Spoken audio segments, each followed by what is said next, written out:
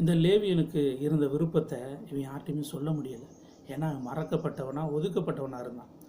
இவனுக்குரிய இருதயத்தின் வாஞ்சையை, அந்த விருப்பத்தை, அந்த தேவ பெட்டியின் மேலே, அந்த தேவனுடைய காரியங்கள் மேலே இருந்த விருப்பத்தை ஒரு மனுஷனும் நிறைவேற்றலை.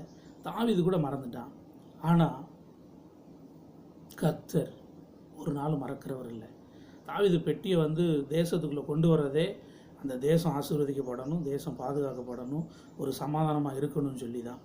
ஆனால் உனக்குள்ள ஒரு வாஞ்சை, ஒரு விருப்பம், ஒரு நியாயமான ஒரு தாகம், கர்த்தருடைய மகிமை மேலே ஒரு அன்பு இருக்குன்னு சொன்னால், ஆண்டவர் மேலே ஒரு நேசம் இருக்குன்னு சொன்னால், உன்னை ஆசீர்வதிக்காமல் அவர் ஊருக்குள்ளே போக மாட்டார். ஆமென். நம்புகிறவங்களுக்கு இந்த வார்த்தை அப்படியே நிச்சயமாய் பழிக்கும்.